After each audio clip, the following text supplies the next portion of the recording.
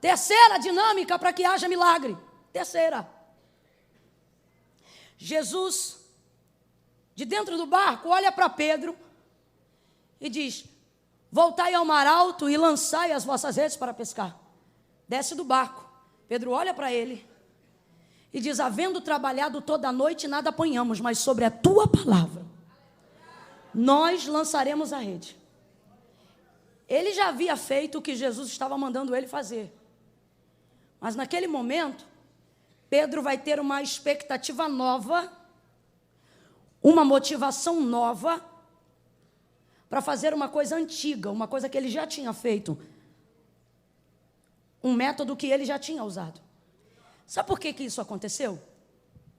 Porque quando Jesus chegou na beira daquela praia, chegou acompanhado de uma multidão. E, irmãos, eu não estou falando nem de Camila e nem do Zé, eu estou falando de Jesus. É o verbo vivo feito em carne pregando. Ah, não, você não deve saber quem é ele, não. O povo caminhava 8 quilômetros, 12 quilômetros, a pé. Não queria nem saber se tinha comida, marmita ou transporte para voltar.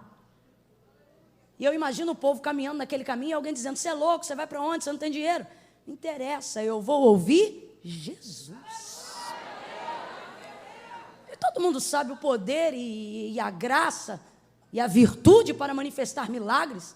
E quando ele não manifestava um milagre executando poder direto, manifestava na libertação da própria mente.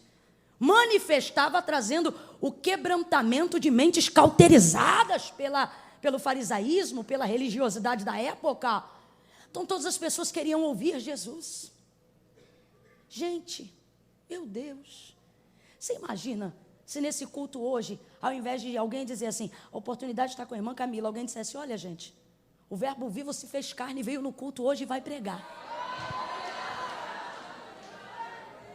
Eu já ia dizer: traz o soro para esse culto e a maca, porque eu vou sair como?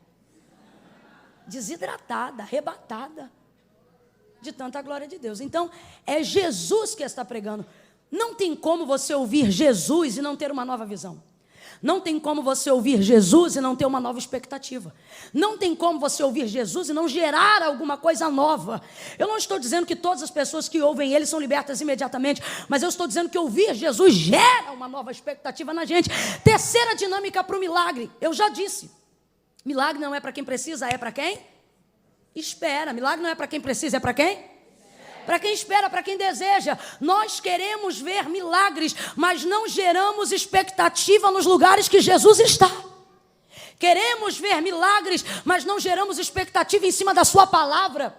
Queremos ver milagres, mas não geramos expectativa no congresso, não geramos expectativa para o culto, e há até quem pense que é pecado gerar expectativa para aquilo que Deus pode fazer. Ah, Camila, é melhor não esperar nada não, vai que Deus não faz e eu fico frustrado. Você pode ficar frustrado, mas Deus não fica desagradado, porque o autor da carta aos Hebreus disse: é necessário que todo aquele que se aproxima de Deus creia que Ele existe e que Ele é galardoador daqueles que o buscam. Deus deseja ver corações que tenham expectativa. Ora, disse o autor da carta aos Hebreus, o que é a fé? Ele diz: certeza das coisas que não se veem. Expectativa do que já aconteceu? Não, do que eu acredito que não aconteceu, mas vai acontecer. Deus está convidando algumas mulheres aqui. E Ele está dizendo: eu quero que você volte a ter aquela expectativa que você tinha.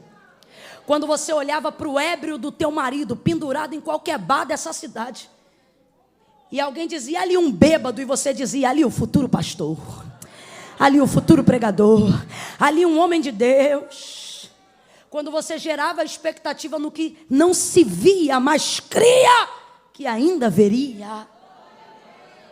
Deus está com saudade aqui de alguns pais que olhavam para os seus filhos, não importa onde eles estivessem envolvidos, e geravam uma expectativa. Alguém olhava e dizia: ali um drogado, e você olhava e dizia: ali um pregador da palavra. Nós precisamos desenvolver a expectativa naquilo que desejamos que Deus faça. Ah, Camila, e por que eu parei de desenvolver a expectativa? Porque eu não quero ser frustrado. Então, por medo de não acontecer o que eu não espero, eu prefiro não esperar mais nada. E você acha que tendo isso e fazendo assim, você terá fé por muito tempo mais para caminhar? Será que você não está percebendo que seu coração está embrutecendo? Que a sua mente está ficando cauterizada? Você está achando o quê? Que a data da idade de crente que você tem na tua carteirinha te respalda a receber milagre? Aonde está a expectativa? De quem ora porque acredita. De quem não para aqui de orar porque crê. Expectativa. Ah, irmãos, tudo que eu vivo hoje é resultado de expectativa que eu coloquei em Deus. Hoje eu seguro um microfone, mas durante alguns anos da minha vida, no lugar do microfone eu tinha um controle remoto de televisão. E aí eu pregava usando o controle remoto de televisão. Como assim, irmã Camila? Na sala da minha casa. Eu segurava o controle remoto de televisão e ali eu pregava. E pregava para quem, Camila? Para a almofada 01, para a almofada 02. E botava a Lauriette e Damares para cantar. Quando eu terminava de pregar, aí eu soltava com o controle do rádio o playback não, o CD de uma das cantoras. E eu dizia, enquanto o povo vinha aqui na frente aceitar Jesus, isso segurando o controle remoto da televisão, eu dizia, canta Damares. Aí Damares cantava. Cantava e eu ficava assim imaginando o povo vindo. Aí eu via, irmãos, eu via aleijado levantando, eu via gente largando muleta, eu via eu diante das multidões, eu me via no avião, eu me via pregando a palavra, eu me via vivendo aventuras, eu me via no rio, eu me via no céu, eu me via na terra, eu me via. Aí eu chorava sozinha, falava em língua sozinha, pulava sozinha, cantava sozinha, rodava sozinha, entrava no mistério sozinha. Aí lá em casa tinha um portão que a tranca não funcionava, era a corrente. Então, todas as vezes que alguém entrava, aquela corrente caía e fazia um barulho. Trac. E eu naquela loucura santa. Quando ouvia o treque, desligava o som, botava a almofada no lugar e corria para a cozinha para terminar de lavar a louça. Porque eu dizia, alguém vai chegar e não vai entender. E eu ficava desesperado e voltava para aquela realidade.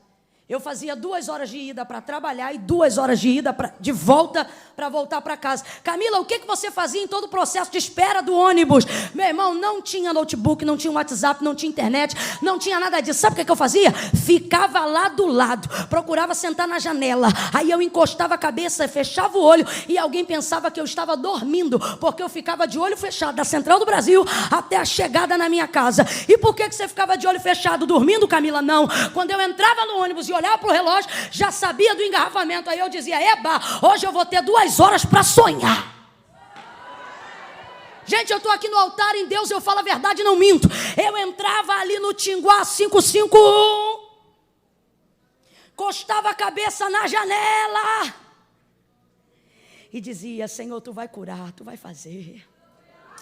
E eu vou ver e vai acontecer. Ali, irmãos, eu via a salvação do meu pai, que não servia ao Senhor. Ali eu via Deus alcançando outras pessoas da minha família. Ali eu via a minha irmã mais velha sendo batizada. Ali eu me via tendo passagem de avião no meu nome. Ali eu me via pregando um congresso que tinha orquestra, que tinha irmãs. Ali eu me via pregando num congresso, numa igreja que tinha galeria, que tinha nave, que tinha telão embaixo. Ali eu via gente sentada importante me ouvindo. Ali eu via púlpito decorado. Ali eu ouvia a minha voz. Ali eu ouvia a palavra de Deus. E eu ia, e daqui a pouco o fiscal dizia, chegou no ponto final, minha filha. Eu dizia, tá bom. Quantas vezes eu passei do ponto da minha descida, porque eu entrava tão mergulhada naquilo dali, que quando eu vi eu já tinha passado o ponto. Eu falava, moço, eu passei do ponto, mas passei muito, tipo 8 quilômetros. Aí o camarada que já me conhecia, que eu pegava todo dia, aí ele dizia para mim, estava dormindo? Eu falei, eu estava sonhando. Aí ele disse, então tá bom, fica aí que eu vou dar a volta e te deixo no ponto de novo, porque eu não tinha o dinheiro da passagem. Aí ele dava a volta e eu lá no bunda, aí eu olhava, vai durar quanto tempo? Ah, mais uma meia hora.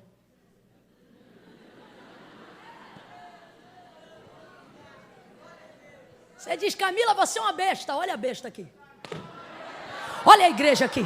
Olha a orquestra aqui, olha as irmãs aqui, olha o microfone aqui, olha a decoração aqui, olha eu ontem aqui, eu hoje aqui, eu amanhã lá, eu amanhã acolá. Olha eu pregando. Esses dias eu estava em Goiás e eu me lembro que eu sonhava que Jesus ia curar. Quando eu estou terminando de pregar, a equipe que estava de Libras, cuidando dos surdos mudos, de repente a gente chama para salvação. Vem 5 surdos-mudos aceitarem Jesus, confessarem a Cristo como Senhor. Começamos a fazer a oração da confissão. Uma delas começa a pular. Daqui a pouco a igreja vira na glória.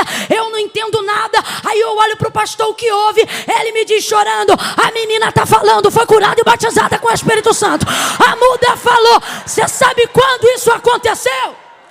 Você quer saber quando isso aconteceu?